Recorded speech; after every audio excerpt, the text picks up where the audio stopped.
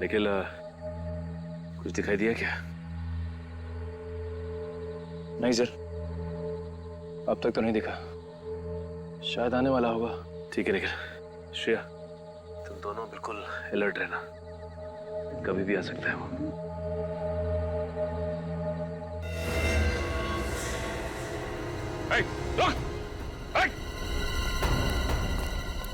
क्या हुआ सर?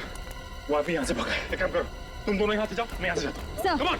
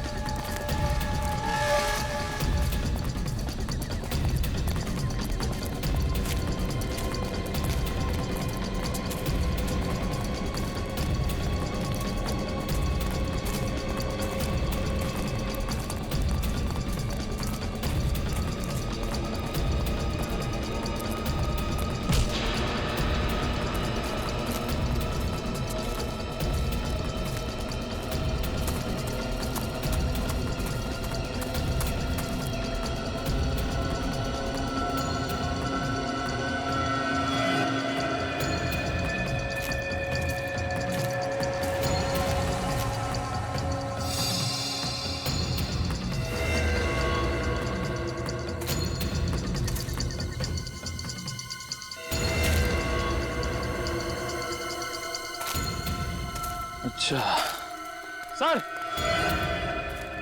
निखिल, क्या हुआ? सर वो तो हाथ नहीं लगा, लेकिन ये तोहफा हमारे लिए छोड़ गया। ओह, तो ये है उस खूनी के कॉस्ट्यूम का फटा हुआ टुकड़ा। सर इस पर तो खून भी लगा हुआ है।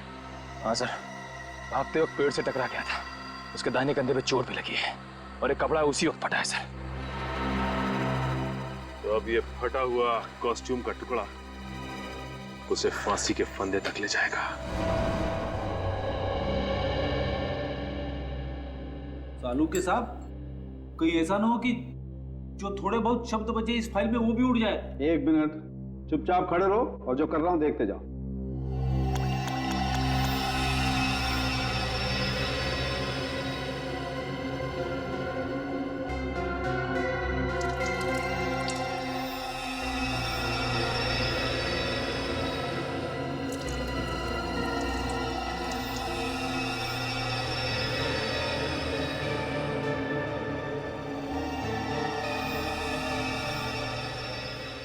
वाह भाई, देखा फ्रेडी, इसे कहते हैं रेत में से सुई ढूंढना।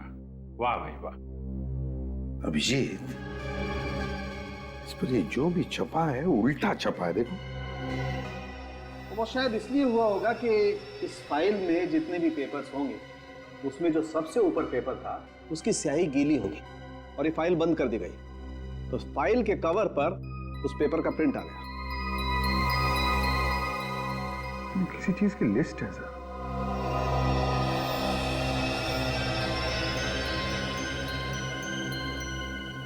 तारिका, जरा मिरर लाना था। सर।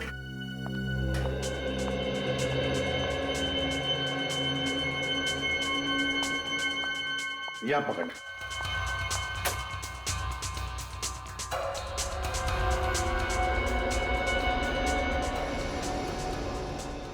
अभिजीत, ये तो लोगों के नाम की लिस्ट है। हाँ सर, अरुण, महेश, जगदीश, बाबू, सतीश, रवि। सर और भी नाम है लेकिन वो समझ में नहीं आ रहे। अरुण महेश? अभिजीत, ये अरुण महेश तो वही है ना जिनका बहुत ही बुरी तरह से सिर कुचलकर मारा है कोनी ने। और सोनाली जिस केस से परेशान थी, लगता है ये दोनों का संबंध उस केस से है। तो हो सकता है सर बाकी लोगों के नाम जो लिस्ट में हैं उनकी जान को भी खतरा हो। हाँ, उनके सेल फोन नंबर है ना हमारे पास, बुला लो इन सब। Yes sir. सर खूनी हमारे हाथ में आते रह गया सर। कोई बात नहीं, बहुत जल्दी वो हमारी मुट्ठी में होगा। सर फिलहाल उसके कॉस्ट्यूम का टुकड़ा मिला है सर, जो भागते वक्त झाड़ी में फंस गया था सर। इस पे खून भी लगा हुआ है। तो ये पहनकर डरा रहा था वो लोगों को, लेकिन हमें नहीं डरा पाएगा वो। भागकर जाएगा कहां?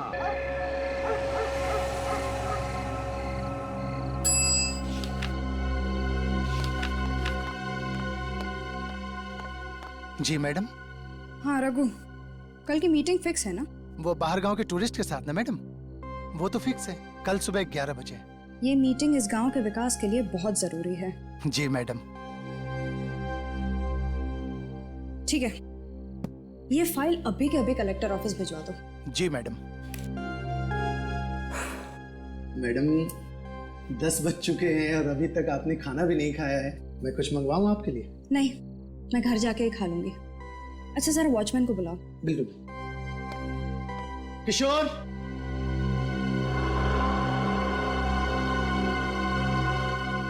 किशोर, किशोर। लगता है सो गया फिर मैंगो। मैं उसे लेके आता हूँ।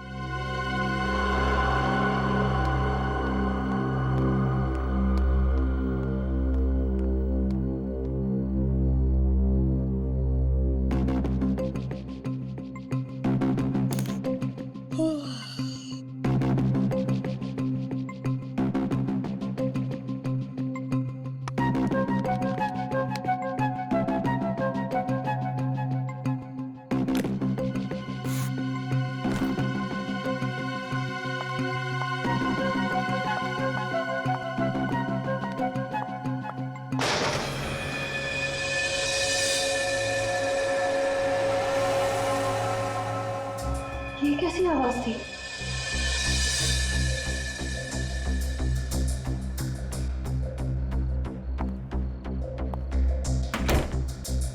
लगता है मेरे ही कान बज रहे हैं।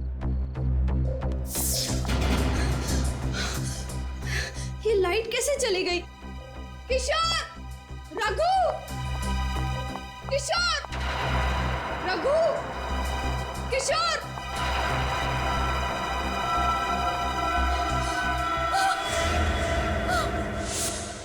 कौन है वहां पे? सामने क्यों नहीं आते? देखो, सामने आ जाओ, वरना तुम्हें ये मजाक बहुत भारी पड़ेगा। बचाओ! किशोर! रघु! बचाओ! क्या हुआ मैडम? मैं हूँ किशोर। मैं तुम्हें कब से आवाज दे रही हूँ, तुम्हें सुनाई नहीं दे रहा क्या? अरे मैडम माफ करना, नींद आ रही थी इसलिए चाय पीने चला गया। लेकिन आप क्यों डर रही हो? क्या हुआ? यहाँ कोई है। कौन है? अभी मैंने एक बहुत ही भयानक परछाई देखी। भयानक परछाई? बहुत ही बड़ी परछाई। कहाँ पर थी? वहाँ?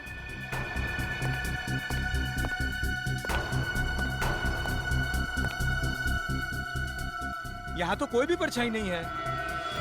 लगता है आपको वहम हुआ है। मैं तुम्हारी बॉस हूँ, मुझे मत सिखाओ वहम क्या और सच क्या है। जाओ जाके ठीक से चेक करो। देखता हूँ।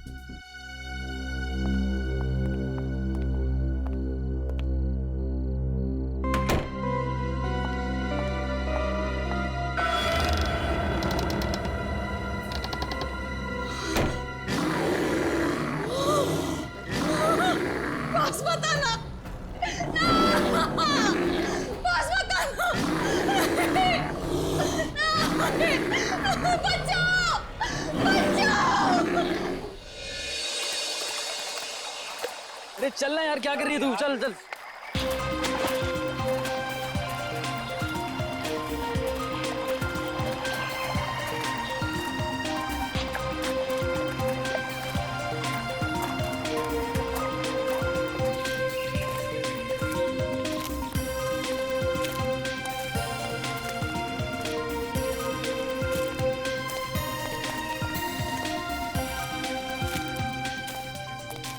अरे यार, बचपन से मेरी इच्छा थी कि मैं ऐसी किसी जगह पे आके ट्रैकिंग करूं। आज जाके चांस मिलाए गए। शुक्र मनाओ कि वक्त पे इच्छा पूरी हो गई तुम्हारी। नहीं तो अगर हड्डियां कमजोर हो जाती ना, तो फिर पोतों पोतियों के साथ यहाँ आते और इच्छा ही रह जाती तुम्हारी। अरे यार सही है। What a beautiful. ये धूप है, जल्दी आओ, जल्दी आओ। ओह माय गॉड, अरे ये क्या है? लाश। लाश? क्या करें अब क्या करें? एक काम करते हैं, छोड़ो इसको, यहाँ से निकलते हैं जल्दी। हाँ, निकलते हैं यहाँ से। नहीं ऐसे नहीं जा सकते, सीआईडी को फोन करना पड़ेगा।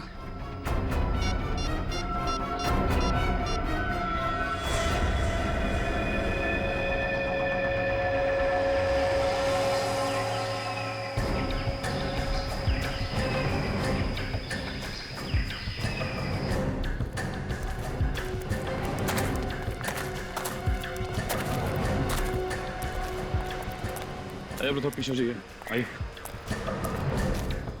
और थोड़ा पीछे जाइए। ये सीट तो पूरी तरह कुचल दिया गया है। पलटा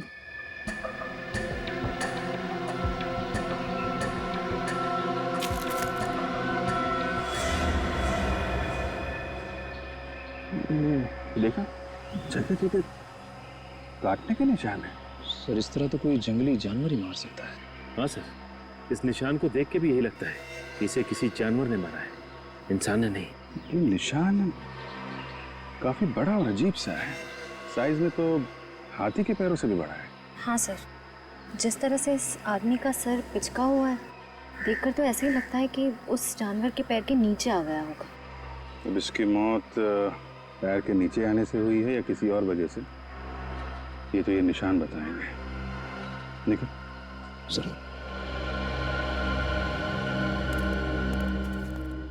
तो आप लोग यहाँ पे ट्रैकिंग करने आए थे? Yes sir. सर आए तो हम ट्रैकिंग के लिए ही थे, पर सर अगर हमें पहले से पता होता कि यहाँ पर कोई लाश मिलेगी तो हम भूल कर भी यहाँ नहीं आते सर। हाँ, और हमारा तो कल रात में ट्रैकिंग का प्लान था, मगर क्या? हमारे लिए तो जगह बिल्कुल ही अनजान है। रात के अंधेरे में अजीब अजीब सी आवाज सुनाई देने लगी और हमारी हिम्मत टूट गई। और सर हमने तो पूरी रात गाड़ी में ही गुजारी। हाँ, और हम पूरी रात गाड़ी से नीचे भी नहीं उतरे। सर वो निशान तो मैंने उठा लिया, लेकिन उसके अलावा एक निशान और मिला है सर। ये देखिए।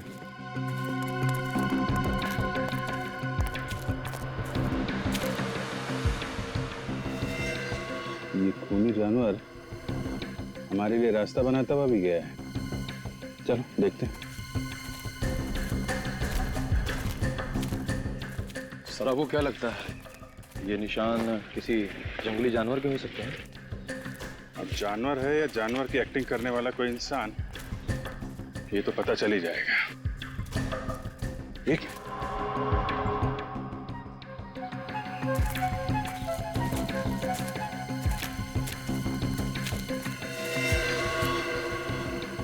दोनों पैरों के निशान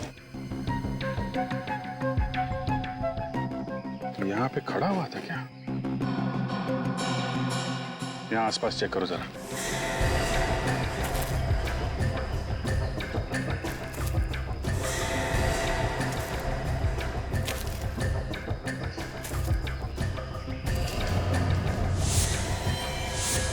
oh my God.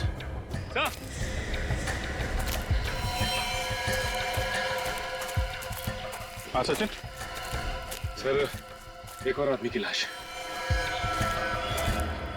My God, इसका भी सर कुचल दिया गया है। जरा बॉडी पलटो।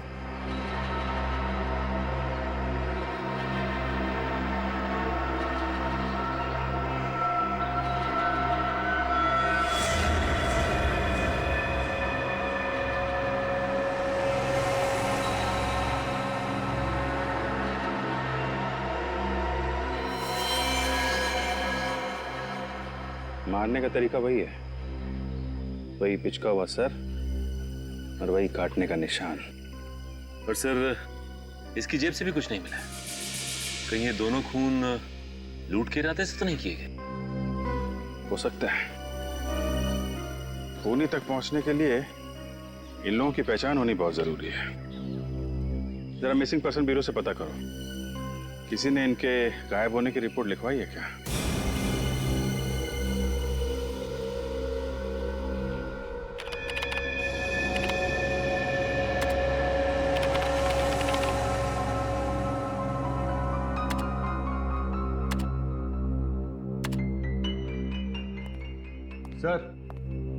सर पूरे 350 जानवरों के पैरों के निशान चेक कर चुका हूं, लेकिन जो निशान हमें लाश के पास मिले हैं वो किसी भी जानवर के नहीं। ये क्या चक्कर है? जानवर के भी निशान नहीं है, आदमी के भी नहीं है। मैं कुछ बोलूं? नहीं, बिल्कुल नहीं। मुंह मत खोलना तुम प्रेडी। अरे एक बार सुन तो लीजिए सर। एक ही बात, मगर अगर तुम्हारे मुंह से आत्मा शब्द निकला ना तो मुझसे बुरा कोई नहीं होगा, याद रखना। वाइफ की कसम आत्मा का नाम नहीं लूंगा, क्योंकि आत्मा के पैरों के निशान तो होते ही नहीं है। बताओ जल्दी। ये पैरों के निशान के साइज देखकर तो ऐसा ही लग रहा है कि ये पैर किसी राक्षस या दानव के होंगे। आत्मा का नाम नहीं ले रहा हूं सर। आत्मा और दानव में उतना ही फर्क होता है जितना गन और राइफल में होता है। हो गया, बस बंद करो अपनी कहानियों की दुकान, समझे?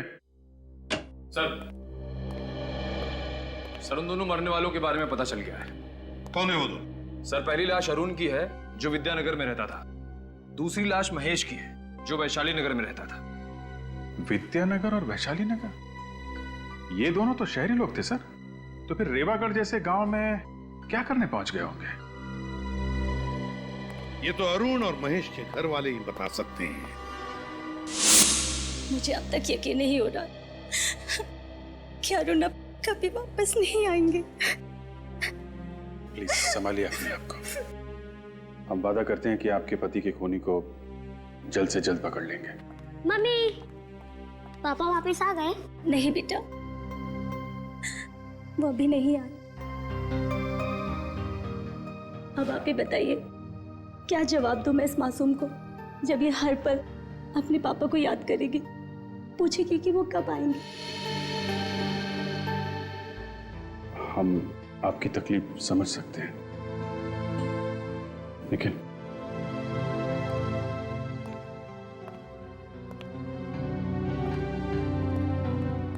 आपको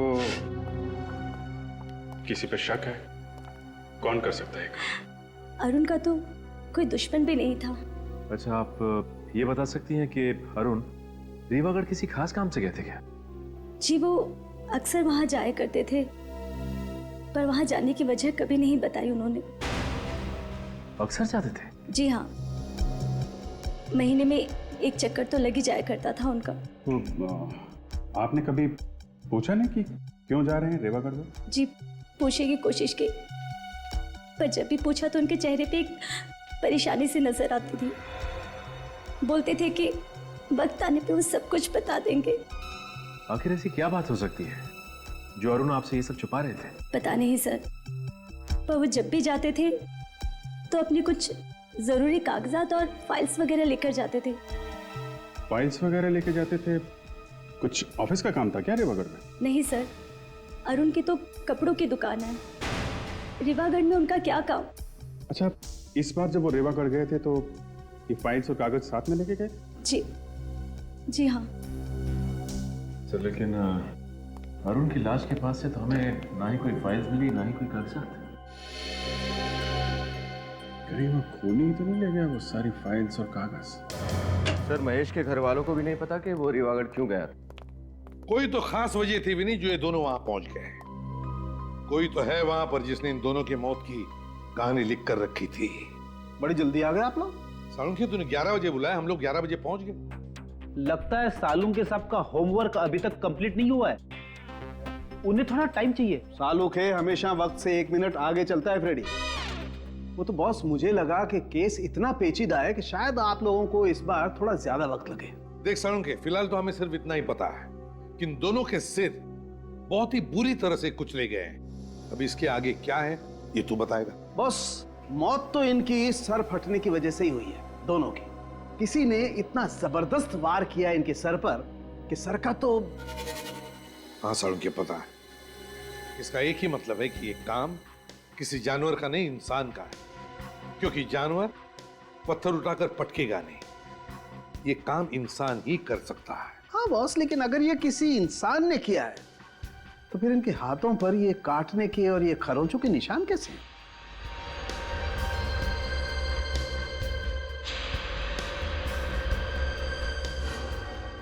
सर, ये काटने के निशान इंसान के दांतों के? नहीं भी नहीं, आदमी के दांतों के निशान इतने बड़े नहीं होते। सालुंखे, जख्मों के अंदर देखता, शायद थूक के ट्रेसेस मिलते, पता चल जाता कि ये काम किसने किया है, इंसान ने या जानवर ने। वो सब कुछ हम कर चुके हैं बॉस। तो फिर क्या पता चला? उससे जो पता चला है उससे तो लगता है कि ये काम ना तो किसी आदमी का है ना किसी जानवर का है। ये खून किसी पेड़ ने किया है। पेड़ ने। क्या? पेड़ ने? ये कैसे हो सकता है सर? क्योंकि इस जख्म में से हमें ये मिला है। ये किसी थूके जख्मों में इतनी गाढ़ी थूक? ये थूक नहीं है फ्रेडी, ये गोंद है बॉस, गोंद। क्या कहा? कौन? हाँ सर, वो वाली गम जो पेड़ के तने से निकाली जाती है। पेड़ के तने से? इन दोनों के जख्मों में?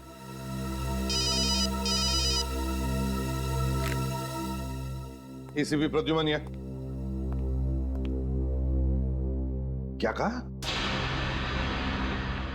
ठीक है, एक और लाश रीवागढ़ में।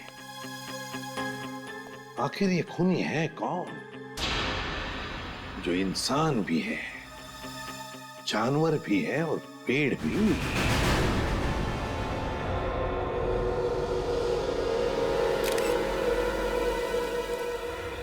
बताइए, आपको पता कब चला यहाँ पे लाश पड़ी हुई? सर, यहाँ से मैं अपने घर की तरफ जा रहा था, तभी अचानक मेरी नजर इस लाश पर पड़ी, और जब मैंने लाश को पलट कर देखा तो मेरे तो होश ही उड़ गए। बहुत उम्मीद थी सोनाली जी से साहब कि वो हमारे गांव को शहर से भी आगे लेकर के जाएंगे, मगर हमारे सपनों पर पानी फिर गया साहब। कितना टाइम हुआ था सोनाली जी को यहाँ की तहसीलदार बने हुए? सर, यही करीब कोई 2 महीने हुए हैं, लेकिन इन 2 महीनों में उन्होंने गांव के विकास के लिए इतना कुछ कर दिया जितना कि हमारे गांव के लिए आज तक बड़े बड़े लोग भी नहीं कर पाए।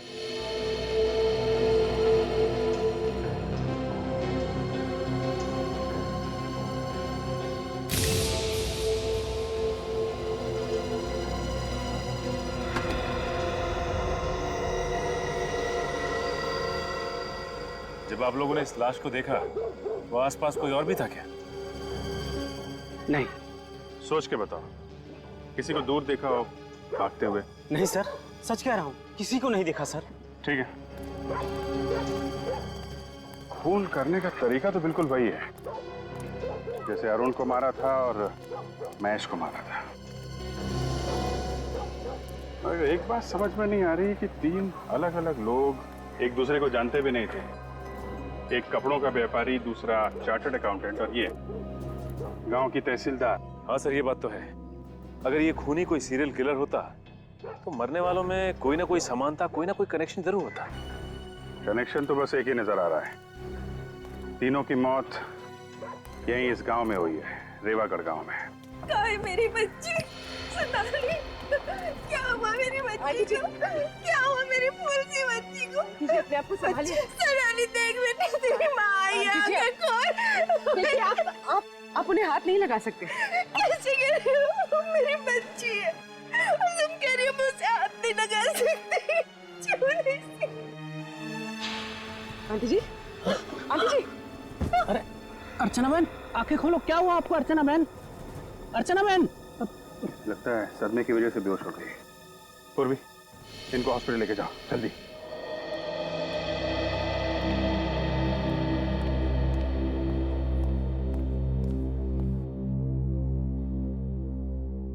दोबारा बीपी चेक करने से पहले फिर से दवा देना और प्रेशर चेक करके मुझे रिपोर्ट करना। डॉक्टर साहब, अब तबीयत कैसी है इनकी? बेटी की मौत के सदमे की वजह से थोड़ा ब्लड प्रेशर लो हो गया था, अभी ठीक है। बात कर सकते हैं इनसे? हाँ हाँ जरूर। प्लीज। आंटी कैसी हैं आप? जिस बदनसीब औरत से उसकी जवान बेटी रातों रात छिन जाए, वो कैसी हो सकती है? आप पे क्या बीत रही है हम लोग समझ सकते हैं, मगर जिस माँ से वो औलाद छिन जाए जिसे उसने जन्म दिया है, पाला है, पोसा है, उसका दर्द तो सिर्फ एक माँ ही समझ सकती है। सोनाली बिटिया को जिसने भी मारा होगा ना, उसको नरक में भी जगह नहीं मिलेगी। आप जी, मैं ये हरीश भैया है। मेरे पति रवि की मौत के बाद इन्होंने ये सोनाली को बाप से बढ़कर प्यार किया है। रवि मेरे बचपन का दोस्त था साहब। आप लोगों को किसी पे शक है? किसका काम हो सकता है ये?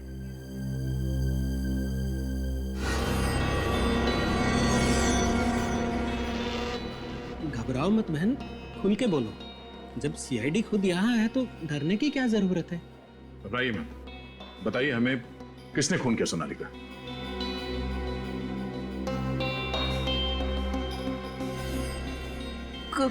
गौरव। गौरव? गौरव कौन है? सोनाली का दोस्त, और जल्द दोनों शादी करने वाले थे, ये गौरव और सोनाली एक दूसरे से प्यार करते थे? प्यार तो सोनाली करती थी, गौरव को प्यार था तो सिर्फ और सिर्फ सोनाली के पैसों से। जब भी मैं पैसे मिलता तभी तुम्हारे पास पैसे क्यों नहीं होते यार? कौन तुम चिल्लाओ मत, मुझे तुम्हें हर महीने पैसे देने, मुझे माँ को भी पैसे देने, मैं इतने पैसे कहाँ से लाऊं? ये पहली बार दे रही हो क्या यार? तुम तुम्हारे माँ के लिए तुम्हारे पैसे सबके पास हो, मेरे लिए पैसे नहीं है तुम्हारे पास। मुझे नहीं बात करनी है तुमसे। अगर तुम्हें पैसे नहीं देने मत तो मेरे नाटक नहीं करो मेरे सामने। गौरव प्लीज। तो गौरव सोनाली को पैसों के लिए परेशान करता था। गौरव से ज्यादा लालची इंसान मैंने आज तक नहीं देखा।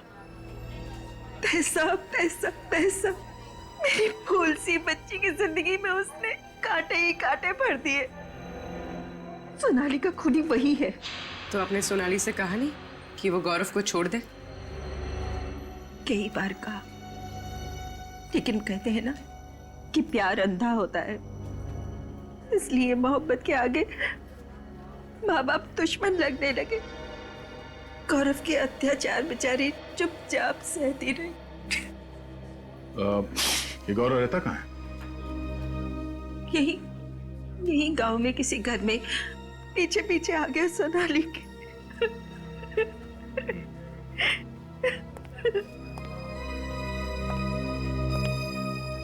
इस गौरव को ढूंढना पड़ेगा। चलो।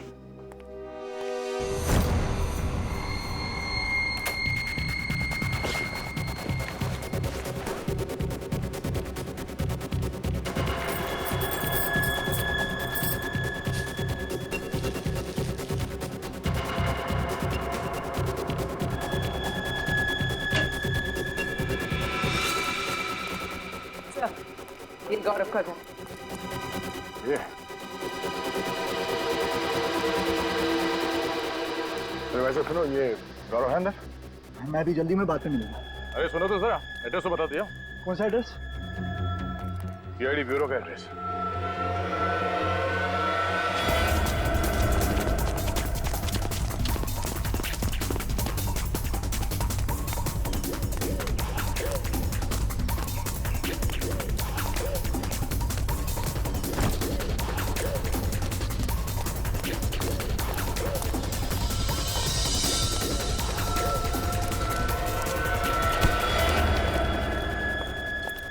क्यों मारा सोनाली को? देखिए सर, मैंने किसी को नहीं मारा। तुम उससे पैसों के लिए परेशान नहीं करते थे? हाँ, पैसे मांगता था, मगर उसके मरने से सबसे बड़ा नुकसान तो मुझे ही हुआ ना। पैसे मिलना बंद हो गए तो फिर मैं क्यों मारूंगा उसको सर? तूने नहीं मारा तो फिर किसने मारा? मुझे नहीं मालूम सर किसने मारा, लेकिन हाँ, वो किसी केस को लेके परेशान रहती थी। कैसा केस? कौन सा केस? शायद कोई जमीन का था। इसके आगे मुझे कुछ नहीं मालूम सर। ठीक है, जब तक इस केस की तहकीकात पूरी नहीं हो जाती, गांव छोड़कर तुम कहीं नहीं जाओगे। विनीत, चल चल। लगता है ये जमीन का केस ही सोनाली की जान का दुश्मन बन गया था। हमें अच्छी तरीके से पता है आप लोग कुछ ना कुछ तो छुपा रहे हैं। सबकी भलाई इसी में है कि चुपचाप सच सच बता दो, वरना उसका चौथा शिकार आप में से भी कोई हो सकता है। सच बताने में तकलीफ नहीं सर, बात सिर्फ इतनी है कि आपको मेरी बातों पर यकीन नहीं होगा सर। क्यों नहीं होगा? है? क्यों नहीं होगा? बता, बात क्या है? सर, ये खून इंसान ने नहीं किया है, दानव ने किया है, दानव ने। क्या? दानव? ये कैसी बात कर रहे हैं आप? देखा सर, मैंने कहा था ना आपको मेरी बातों पर विश्वास नहीं होगा। जैसा मानव होता है वैसा ही दानव होता है, और सच तो ये है कि वही दानव एक एक करके अपने खून की प्यास बुझा रहा है सर। तुम लोगों ने देखा है उसे? हाँ साहब, देखा है। बहुत ही विशाल है वो, उसका रंग अमावस की रात की तरह एकदम काला है, हाथी जैसे बड़े बड़े पैर है उसके, और जब वो चलता है लगता है जैसे धरती पर भूकंप आ जाएगा। कब देखा है? वो सिर्फ रातों में ही नजर आता है। अच्छा, मतलब रेवागढ़ में एक रात गुजारनी पड़ेगी। सोनाली मैम बहुत ही अच्छे स्वभाव की महिला थी। वो हमेशा ईमानदारी और मेहनत की सीख दिया करती थी। आप उनके सेक्रेटरी थे, तो फिर तो आपसे काफी कुछ बातें शेयर करती होंगी वो? नहीं सर, उनका अभी कुछ ही दिन पहले यहाँ तबादला हुआ था, तो हमेशा काम की ही बातें होती थी। अच्छा, पिछले कुछ दिनों में उनका बर्ताव कैसा था? किसी बात को लेकर परेशान थी? हाँ सर, किसी बात को लेकर चिंतित तो थी मैडम। खाना वगैरह भी टाइम पे नहीं खाते। क्या परेशानी थी, कुछ पता है? शायद वो किसी केस को लेकर के मैडम। केस की वजह से? क्या ये केस किसी जमीन से संबंधित है? सर मुझे ये बात तो ठीक से पता नहीं, लेकिन हमेशा मैंने उनके मुंह से केस केस सुना है और वो खुद से ही बातें करती थी। खुद से बातें करती थी? क्या बोलती थी वो बोलती थी सर कि किसी भी हालत में ये केस जितना जल्दी हो सके निपटाना बहुत जरूरी है।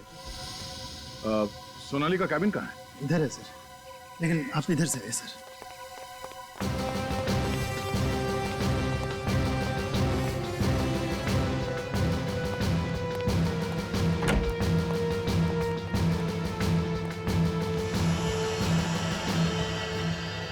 एक एक फाइल, एक एक कागज को अच्छी तरह से देखो। वो कौन सा केस है जो सोनाली को परेशान कर रहा था, उसका जवाब इस ऑफिस में कहीं दबा हुआ है। देखो।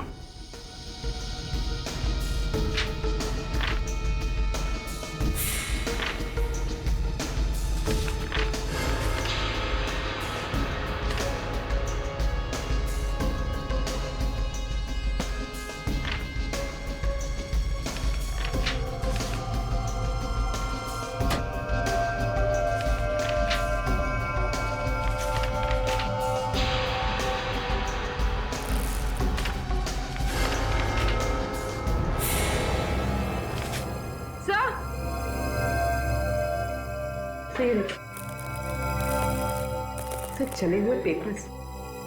मगर सर कोई कागज जलाकर यहाँ क्यों फेंकेगा? वो शायद इसलिए बनी क्योंकि सोनाली की मौत का राज इन कागजों में दफन था। सर ये देखिए, आधी जली हुई फाइल। यहाँ कुछ छपा हुआ है। सर शायद पहले पेज की स्याही का प्रिंट इस फाइल पे छप गया है। हाँ। रुको, यहाँ। क्या हुआ सर? क्या ये सब? ये फाइल और ये कागज किसने जलाया? सरकारी फाइल जला दी किसी ने? ये किसने किया सर? ये तुम हमसे पूछ रहे? यहाँ ऑफिस में तुम रहते हो या हम? हाँ सर, लेकिन मैम। सोनाली के कैबिन में सबसे ज्यादा तुम्हारा ही आना जाना होता था ना? बिल्कुल मैम, लेकिन मैं फाइल क्यों जलाऊंगा?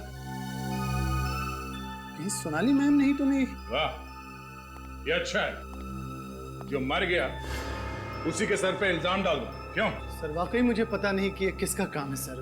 ये फाइल देखो। क्या तुम बता सकते हो फाइल किस चीज की है?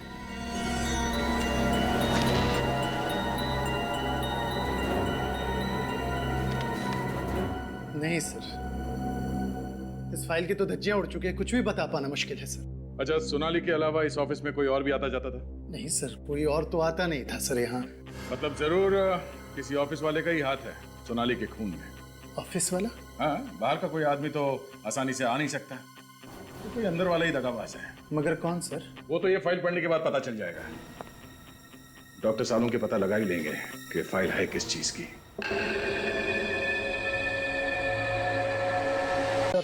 हम जानते हैं ये खून कौन कर रहा है। आप जानते हैं? कौन है वो? राजेश। राजेश? है कौन ये राजेश? एक नंबर का फ्रॉड ये है सर। सर गांव की एक जमीन है जो कि सरकारी प्लॉट है, उसने ये जमीन धोखे से पूरे 9 लोगों को बेच दी है। क्या? एक सरकारी जमीन को 9 अलग अलग लोगों को बेच दिया? हाँ सर, और उनमें से हम 4 लोग आपके सामने खड़े हैं। तो क्या ये महेश और अरुण भी? वो भी बेचारे उस 420 के चक्कर में फंस गए। आधी कीमत पे जमीन बेची उसने और शर्त ये रखी किसी को भी भनक नहीं लगनी चाहिए। लेकिन आप लोग एक दूसरे से कभी ना कभी तो मिले होंगे ना? वही तो उसका खेल था सर। उसने कहा था जमीन का पोजीशन 2 साल बाद मिलेगा, और इन 2 सालों में उसने 9 पार्टियों को जमीन बेच दी, और इस बात को हमें खबर तक नहीं लगी कि हमारे साथ कितना बड़ा धोखा हो रहा है। तो इस बात की खबर आपको लगी कब? यही कोई 1.5 महीने पहले सर।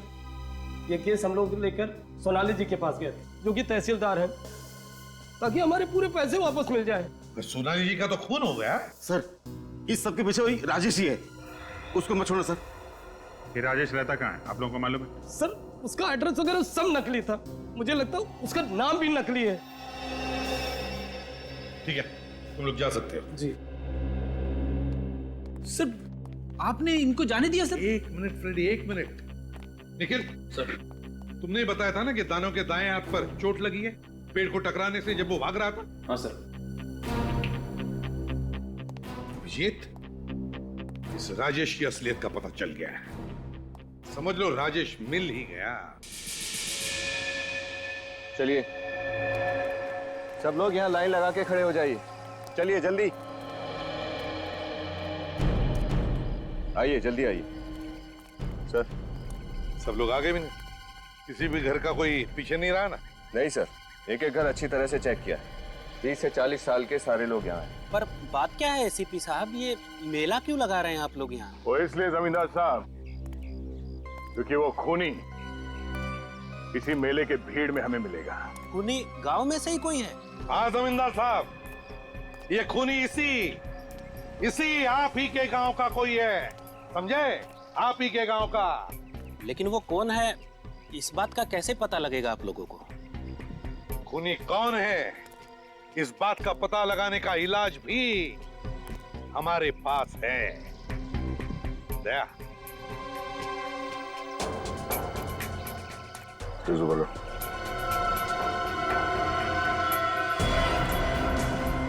ऊपर करो हाथ।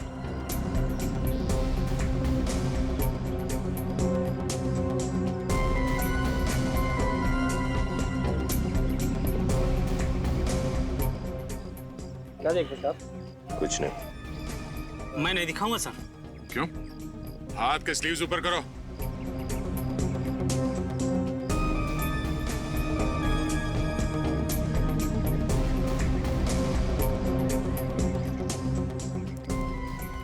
बोलो।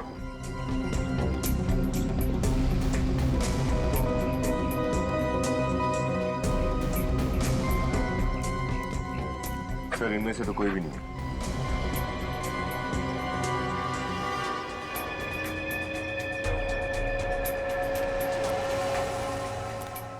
अपने स्लीव से खोल। आप मुझे भी चेक करेंगे साहब? क्यों? तुम कोई स्पेशल हो? नहीं, मैं तो सोनाली जी का सेक्रेटरी हूँ, तो मेरे हाथ देखने की क्या जरूरत है? तुम्हारा हाथ तो पहले ही चेक करना चाहिए था। हाथ करो। हाँ, लेफ्ट नहीं राइट।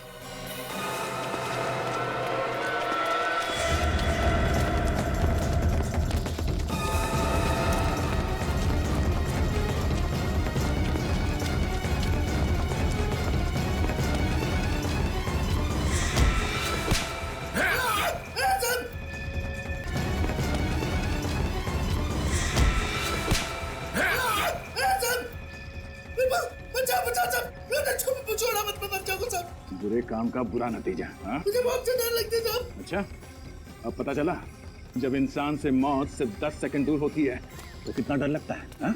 मैंने खुद खून नहीं किया साहब। मैं उस खूनी का नाम बता दो साहब। खून तूने नहीं किया? नहीं साहब, मैंने खून नहीं किया साहब। असली नचाने वाला तो कोई और था साहब। पीछे से।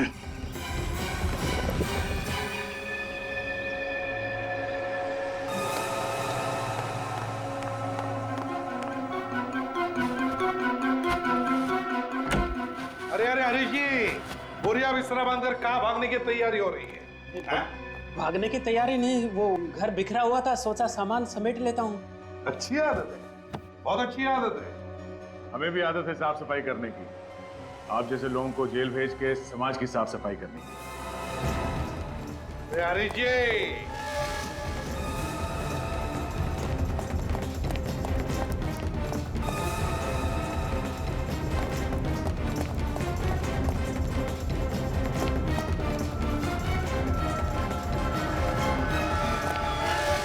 इतनी तेज भागेगा तो अस्पताल जाएगा।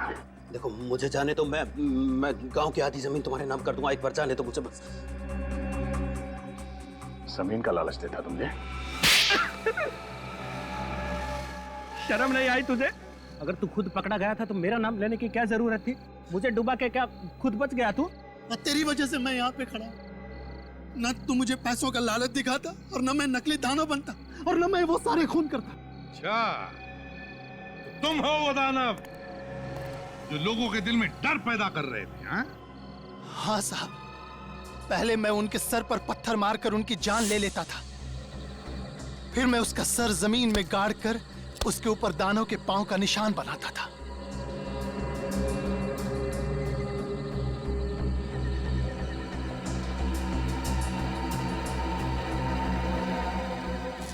फिर उनके जख्म पर पेड़ का गोंद लगाता था ताकि लगे कि यह दानव की थूक है। पर मैं तो सिर्फ मारता था साहब। ये सारा प्लान इसका था, इसने मुझसे कहा था। अगर ये तुम्हें कुएं में कूदने के लिए कहता तो क्या कूद जाते? जितने भी खून हुए ना, जितने भी, उसके तुम भी जिम्मेदार हो, और तुम भी राजेश। राजेश? हाँ राजेश उर्फ हरीश। 9 लोगों को तुमने फंसाकर उन्हें एक ही जमीन बेची और फिर एक एक करके उन 9 लोगों को खत्म करना शुरू कर दिया इस दानव के जरिए। तो क्या करता मैं साहब, मेरा भांडा फूटने वाला था। हर दूसरे दिन कोई ना कोई पार्टी आ जाती थी जमीन पे। अब धीरे धीरे लोगों को पता चलने लगा कि मैं बेईमान हूँ और लोग मुझे ढूंढने लगे। तो इसीलिए तुमने दानों की अफवाह फैलाकर खून करवा दिया, हाँ? ताकि बाकी के लोग दानों के डर से वापस आए नहीं। हाँ साहब, सोनाली को भी मैंने ही मरवाया क्योंकि वो इस केस की तहकीकात कर रही थी। ये सब किस लिए किया तुमने? उन पैसों के लिए जो तुमने गलत तरीके से कमाए, गलत तरीके से। उन पैसों की कीमत तुम्हारी जिंदगी से ज्यादा थी या नहीं, इसका जवाब तो तुम्हें जरूर मिलेगा फांसी पर चढ़ने से पहले।